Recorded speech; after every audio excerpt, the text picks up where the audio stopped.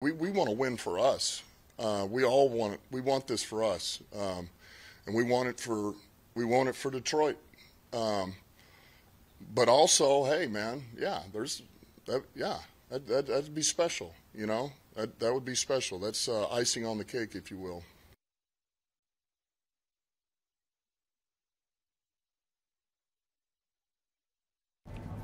Dan Campbell just gets you so fired up, doesn't he? Like, from his opening press conference, he's like biting off kneecaps, and now he's like, we want to win it for the city. He just knows exactly what to say. I love it. But he also said in that press conference, he was like, you know what? We need to be even keel. Our preparation for us as a team, we need to approach this like we were playing the Vikings last week. Yeah, he does a good job like walking the line between like firing his guys up but not leaning too far into the Goff versus Stafford stuff, right? Like you can't. His eyes are on the prize, but he also knows how to get, forward field, right? I have so much trust in Dan Campbell. I have full trust in him. He's going to have our guys rightfully prepared. I just love that he's transparent enough to acknowledge the gravity of the situation. Because there are some coaches who would just literally Bill Belichick you and just be like, just a game. Yeah. And you won't get anything from them at all. But he's like, this is huge. Dan Campbell's like one of us. He has the 10,000-foot view. Yeah. He knows how the fans will react. He knows how the players need to react. He knows how everything needs to operate heading into Sunday. Yeah. All right, let's address the elephant in the room. Matthew Stafford. So the Lions have to. This is the greatest Lions season in 30 years, objectively, right? Yep. I mean, they won the NFC North for the first time. They won 12 games for only the second time in franchise history. But if they lose to Matthew Stafford, And that is the underlining theme throughout this entire week. Does that take away from everything that they've accomplished? I hope not. It's not going to happen. In your mind, it does not. It's not going to happen. I have so much faith in these Lions. That wasn't the question. I don't care. Matthew Stafford is not going to win. What do I think? I think it's an underlying theme, of course, because the Lions have accomplished so much this season. You were just rattling off all the things that they were able to accomplish. Offensively, they are clicking on every single correct cylinder right now. The passing game, the run game, everything. Defensively, we'll see how they handle Puka Nacua and Cooper Kupp and Matthew Stafford in that passing game. But I hope, we talked about the script writers in the NFL. This is how it was supposed to be played out. I just hope that if Matthew Stafford comes in here and pulls off a win against his former team, that it doesn't take away from all the good, because I hate to say it, but there is always next season too. You can't let this be the only defining thing to a year. It hurts to even say it, though, doesn't it? I think objectively, that's what I think, man, it would be like a sucker punch for us, but I feel confident enough with the direction of the franchise that it's not going to like kill my hopes for the future. But man, it would be a heavy hit to the soul. It would of hurt. the city, man. I'm on the other side of the coin. I'm looking at this win thinking, oh my God, this is going to be the But we biggest answered win. Derek's question. Right, That's I what we did. I can't put my mind in that space that they're going to lose. There's nothing to talk about if they win. We know it's going to feel twice as good because it's Stafford, right? I can't handle a loss. Even thinking about it, I can't handle it. What do you think about Lions fans who want to wear their Stafford jerseys to the game? Absolutely not. Okay, thank you. Along with your Detroit Rams t-shirts from a few years ago, throw them away. It's ludicrous, right? I mean, or at least take some tape and put Williams on the back. Yeah, How about that? If you show up in a Lions in a Matthew Stafford jersey, that's all you have to, it's not like nobody on the team is wearing number 9 right now. And duct tape is one of the team colors. So, it is, yes. Get a blue Sharpie and we're all good. Yeah, so like anybody who walks into the Ford Field in a Matthew Stafford jersey should have to walk up to a little stand and say, I want Matthew Stafford to lose. Because I want to hear them say it. Because if they're rooting for the Lions, they are rooting for Matthew Stafford What to if lose. it's the only jersey they have? Rod, get over here. We just figured it out with tape and a Sharpie. That's it. I don't know. I think I feel like maybe we've gone a little overboard with some of the like bars and stuff that are like, don't even step foot in this place. Like it's starting to get a little mean. All right, Rod, wait. Okay, I'm going to put it on. Oh boy. I've never done this in this. Listen. For the people watching, Rod is one of the biggest critics and fans of the Detroit Lions. Well, he's finally a little bit on board. Let's go. See, for these young guys, okay, these young guys who haven't been around following them for 35 years like I have, when you're a Lions fan, it's like an abusive relationship, you know? I mean, the losing has been so awful, and you never counted them doing anything. So a 12-5 season since Barry Sanders, the first one, That's pretty big. That's big stuff. So it's worth putting on the shirt in Wow. here. Look at you. I usually don't do things like this, but this came in this morning. We should talk about this. Have you seen this? This is Anzalone shirt. Alex Oh, wow. Anzalone. Now he's calling himself the Hammer apparently because he thinks himself to be Thor. Okay. From the comic books, and what he wants apparently. Oh, I'm sorry. There you go. Okay. Well, I'm not loud enough. Holy cow! Usually, you tell me to shut up. But anyway, Just hold it. Just hold it. normally, what he wants you to do with as you, I don't know if they're buying these or if this is a charity thing. I think it's a charity thing, but he wants everybody to scream and holler while Matt Stafford's in the huddle, Right. Yeah. so that nobody can hear his play call. Which I like, Right. And then Strategic. they're going to be screaming when they actually get to the, to start the play. So I think that's a great idea. You were at the last playoff win in the Silverdome. I You was talked in about how loud it was in there. nosebleed seats way back on the 50-yard How much line. were they back then, Rob? Well, I was working at a TV station that isn't Channel 4, and I got their tickets. But, Okay, gotcha. but they were in the nosebleed seats, trust me. It was, it's funny, I remember it was louder, it was so loud, and not only that, but the smoke, because remember, that was, 1991, people were smoking in this, you couldn't even see across the field, there was so much smoke in the building. I didn't even Not a consider fog that. machine, yeah. No, it wasn't a fog machine, no. But no, it was just wild. And I told this story, and of course nobody can truly appreciate it. I had worked in Miami previously, and when Jimmy Johnson was the head coach of the University of Miami, and all of his players kept getting arrested, and I was the investigative reporter. So I was in news conferences hammering him about his players getting arrested. And so sitting up in the nosebleed seats, watching this game, watching the Lions crush them, and Jimmy Johnson's going back and forth, and I'm going, oh, this is just too delicious. So it was wonderful. Just that on top of the fact that the Lions actually did it.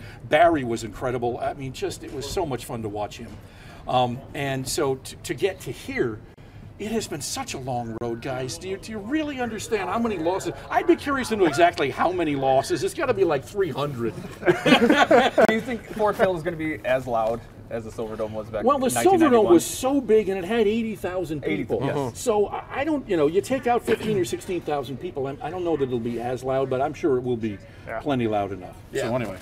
I think it's a bit of an untapped home field advantage. This has not definitely been is. tested before. It's been very loud this season. I think louder than it has It's ever been very loud this regular season. So- I'm just curious at that jump into the regular season. Yeah. Well, There's only one reason why they've only lost 2 games at home this year.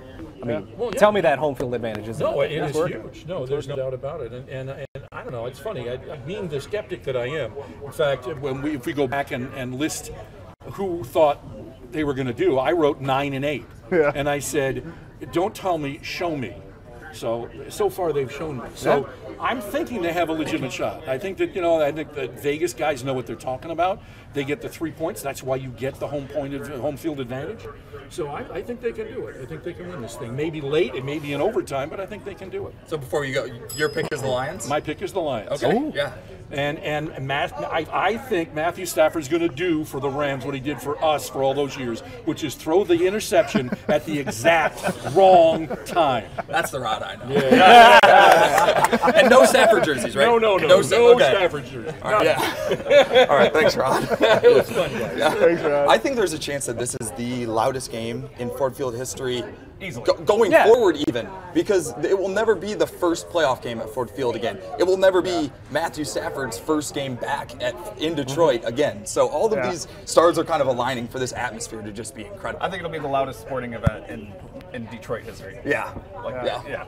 There's a lot of pent-up aggression towards. Plus, it's a night game. People are going to have all day to get to prepare. It's gonna To be a prepare, rowdy yes, night. yes. It's going to be a rowdy night. Prepare. Yeah. To prepare. I mean, Alex Anzalone the other day literally said, "Get rowdy." I can see why people always mistake me for Alex Anzalone at the grocery store. Yeah, I see it. Yeah. The blonde mane. Yeah, it's right there. All right, I want to talk about. We've gone from like the Stafford angle. I want to talk about Amon-Ra St. Brown. The guy came into Detroit with the list of wide receivers who were drafted in front of him memorized, right? It was a big chip on his back. And then they leave him off the Pro Bowl for Puka Nacua, who was on the Rams, who's coming in. So I'm expecting a huge game for Amon-Ra St. Brown today. Like, if you could have your pick, would you Puka or Amon-Ra? Oh, that's a good question. Ben, you go first. I'd pick Amon-Ra because there's nobody in the league you want to piss off more than Amon-Ra St. Brown. You don't want to give him more motivation. I mean, I sure give him more motivation for us, but he is a man on a mission, and I love Amon-Ra St. Brown. He's got more focus than any wide receiver I've ever seen come through Detroit, and he is a winner. He's a winner, and I mean, I've got full confidence in him. Whenever you look at a timeline of events, you always look at the monumental moments. For me, with him, is that touchdown catch against the Vikings. That was the first one of the season a few years ago. It was him in the end zone, and since that moment on, he has just been, I would argue to say, he has been the face of this franchise. And he's been dependable every single time they need a catch. I was looking at the stats earlier. He is top 3 in the league in catches, yards, touchdowns, and first down catches. Wow. Tell me there's somebody more dependable out there than that. You know what it reminds me of? Although Amendola, Julian Edelman, Wes Welker in the Super Bowl, how they would make those just incredible catches on third downs. They're always there. They're always there, and they can make those winning plays. And he does the dirty work on top of all that. He blocks downfield. Why do you think Jahmyr Gibbs has busted so many big runs to the outside? Because he's been on the edge helping out in the run game too.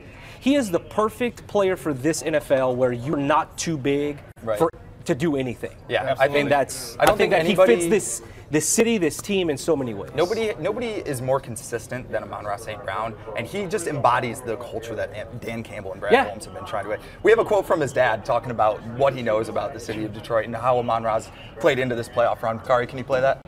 I'm so happy for the fans here because when I'm at a tailgate and a guy comes up to me and says, I've been a fan for 50 years and I've never seen this.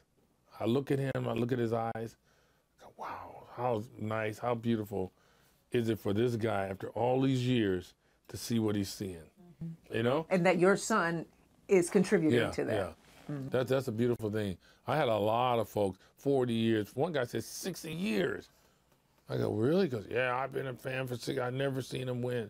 I'm so excited. So just for the fans, the fan base, I'm just so excited for them because they deserve it after all these years of going through all that misery.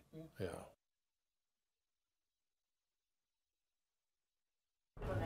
Well, you can see where he gets it from, right? I mean, incredible! Like, what an incredible player. We're so lucky to have him on St. Brown. Would you? Let's say Sam Laporta plays, and it kind of sounds like Dan Campbell is leaning towards. Is it gamesmanship? He's not going to say yes, no, right? You won't. He's not going to say no. He's not going to say yes. But let's just say Sam Laporta plays. Would you rather have the duo of Sam Laporta and Amon-Ra St. Brown going for you, or Puka Nacua and Cooper Kupp?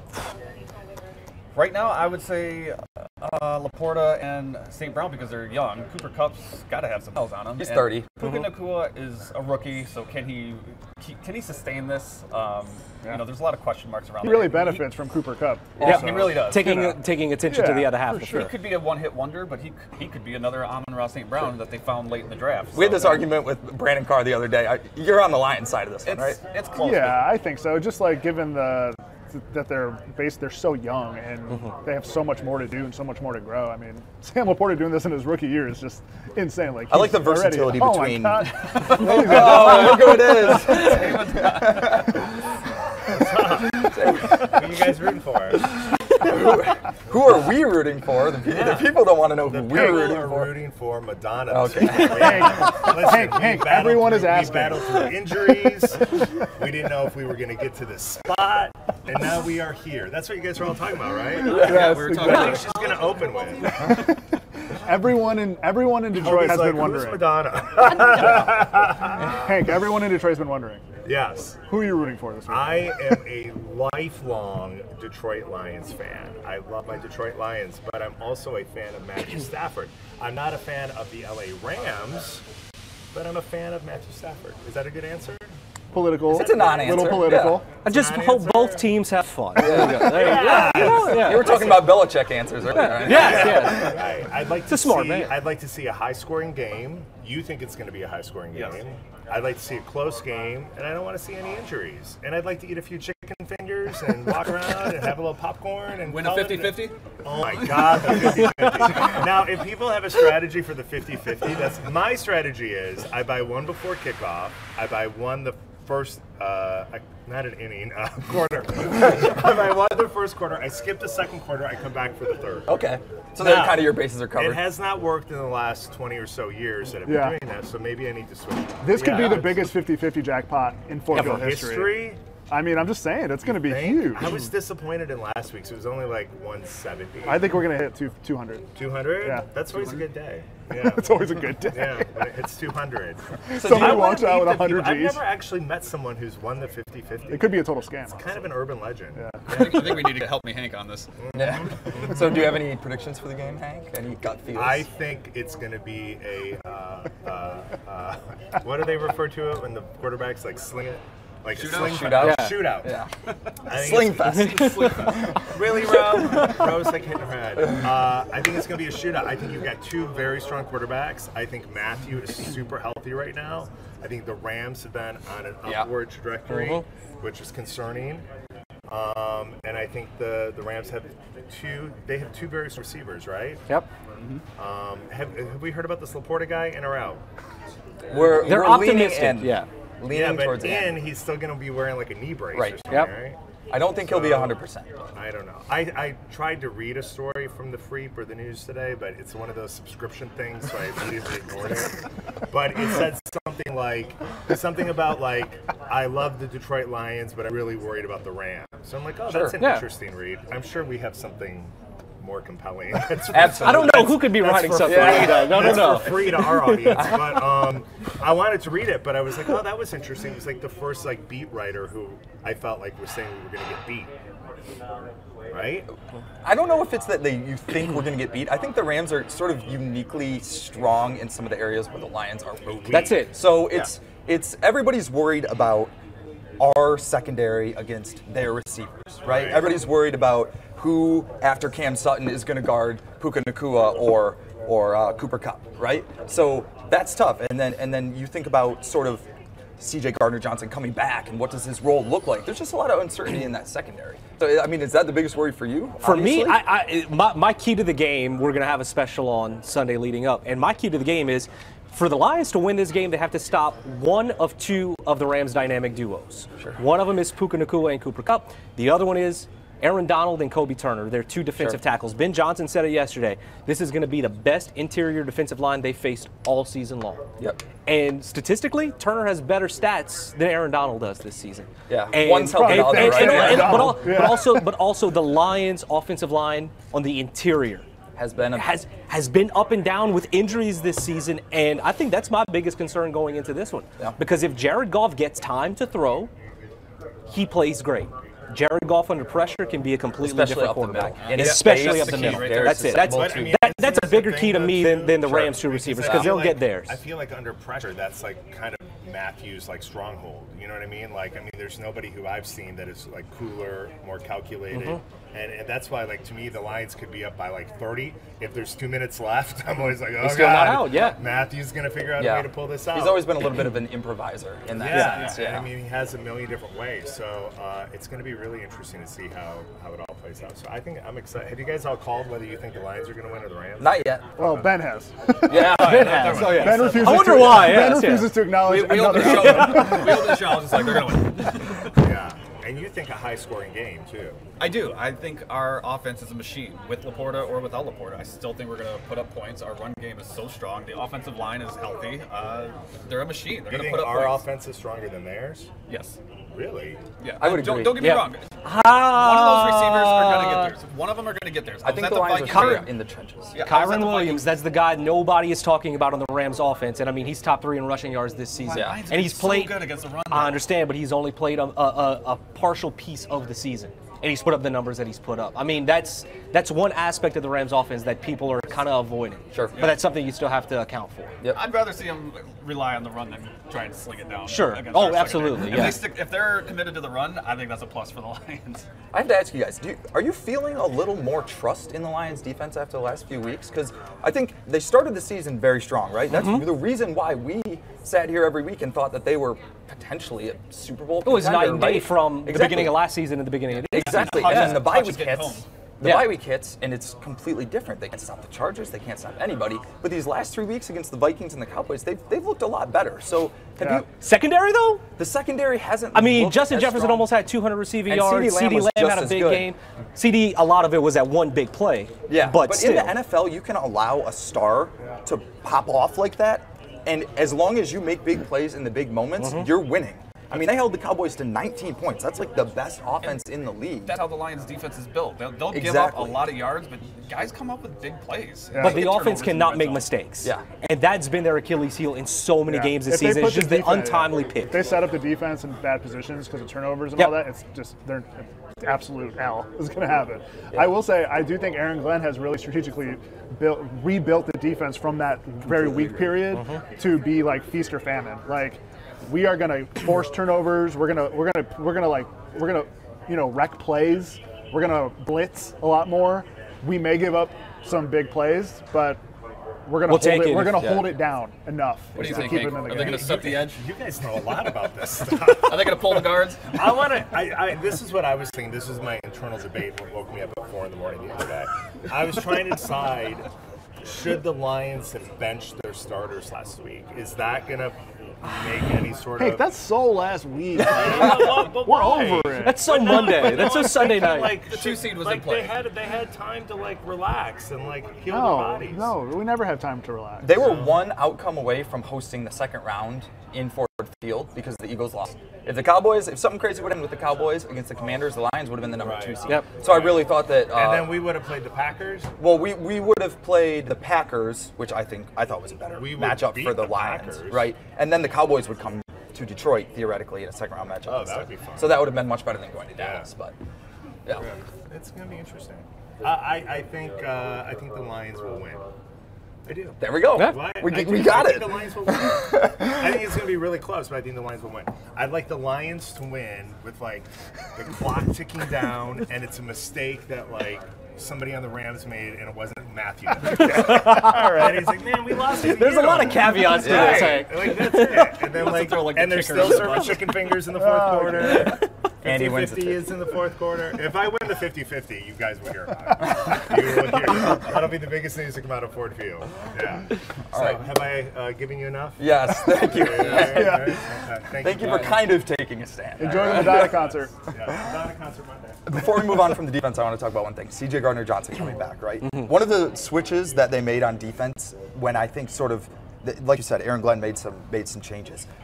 Melifonwu and Kirby Joseph have been asked to do more at the safety position, and they've been excellent. I mean, they've been forcing turnovers. Melifonwu's got 3 sacks in the last few games. He's All been over the excellent. field, But yeah. when C.J. Gardner-Johnson came back, he said something to the tone of, I didn't rush myself back to be in a rotation. Yeah. I think he's sort of backed off that a little bit since then. But how would you handle these 3 guys? Rotate them. Yeah, they're. You can play Brian Branch at corner. I think Jay can play a little corner. Put your best players out there and figure it out. I think Aaron Glenn can figure out a scheme where he's got his best players on the field to cover these guys. Can't be worse than Cam Sutton at the moment. So. Cam Sutton started off so strong throughout You the talk year. about in the draft the best player available.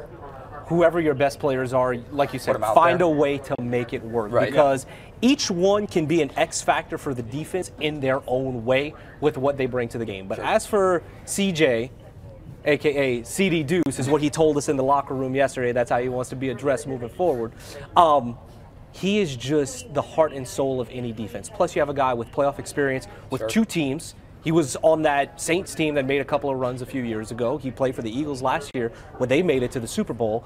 That's the type of guy you want in that huddle because he's enough. He's the type of guy that can bring the emotion up, but also then level everybody else out. Right. He knows how to ride the wave in the playoff. And for me, that's what you want leading the way out on that field because he has the experience that a lot of other people, like those young players, do not have. Yeah, pretty much nobody on the Lions defense has played in a playoff game. I mean, And he's playing a Cam ton. Sutton, maybe. And he's playing right. a ton at a very high level. So Exactly. I would trust him. You're right, the that most. is valuable. Yeah. So, okay, let's say the Lions do beat the Rams. We're not taking this game for granted, but say they do. Ben's already passed. Is there any chance? Is there any chance that the Packers could help the Lions out and beat the Cowboys? Do you think? Yeah. There's always a think so? chance. It's the playoffs, man, and Their the Cowboys defense is are literally infamous for blanking Right. in the playoffs. Yeah. So Yeah. who knows? They're definitely better than they have been in the recent years. But And they got some motivation going up against McCarthy. Jordan Love is no joke, man. I'm so mad that the Packers are going to have a good quarterback again. I'm so mad. He'll be all right. I think he won't be as good as Aaron Rodgers. I didn't say that, but he's good. He's not there. I thought earlier in the season, I thought maybe they were going to like try something else. And he's got a good cast of decent weapons around him. Nobody's a superstar. Nobody's the Devontae Adams type. We saw it firsthand on Thanksgiving. That's what I was going to say. Did anybody expect the Packers to come into Ford Field on Thanksgiving and absolutely take over that game? Nobody expected that. So, of course, I think that was the most confident a lot of Lions fans have gone into a Packers game in 10 years. 15, 20 years. I don't know. I mean, first drive of the game. Jarring, right? Boom. Yeah, absolutely. Okay, so maybe the Packers win. Then the Lions would face the winner of the Eagles-Buccaneers game, which is on Monday night. Do we have a preference there? They've beaten the Bucs already this season. The Eagles are.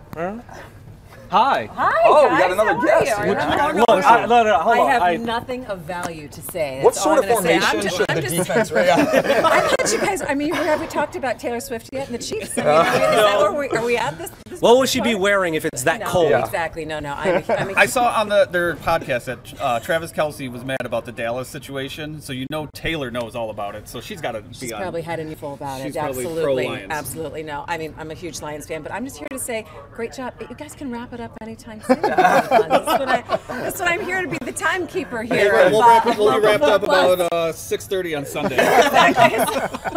Yeah, I was just going to say, when are we opening the phone lines? When are we opening the desk lines? First time, long time. Ben, what's your cell phone number? Okay, so it's been great. It's been really good. So you can wrap it up, Derek. I'm going to leave it up to you. I just want to know what's your prediction? My prediction? I think either team. I'm gonna play it cool. My prediction is the winning team wins 31-27. Yeah. That's what I think. It's a coin toss. 41-29 Lions. Wow. Cool. 34-31 Lions. Yeah. Wow. Okay. Yeah, I think the Lions win, and I think Amon-Ra St. Brown is the reason why. Oh, it's going to be awesome. So we also want to show you guys one thing. Do you see what's happening over here, what Ian Rose is doing? So we have put down some turf. This is not for a pickup game, okay? There is going to be no throwing here. Oh, my God. This has turned into a bad situation. But what this is going to be is for our primetime special on Sunday night. Awesome. So from 6:30 to 7:30, primetime Lions special. We're going to have the chairs up there. Ian is going to be projecting. There's going to be like a huge lion projection up there in blue. It's going to be really cool. So. I want to see Ian just lay someone out on the turf. That's right. So we hope that you guys watch all of that. All right. Again, the fact that we get to do this on Local 4 Plus is really cool. We're so glad that you're with us. Stay with us throughout the afternoon because you guys going to join me for the storm coverage that I'm going to be standing and talking about. Yeah, we'll break down the next Give you my prediction. The defense of the road commissions is pretty good right now. So we're going to be having that for you. So make sure you stay with us throughout the afternoon. We're going to get the updated snow as it starts to come in. But I think there's a future for you guys. I think this is pretty good. It's fun. All right. Go Lions. Good. Go Lions. That's right. Okay, we'll see you guys in a few.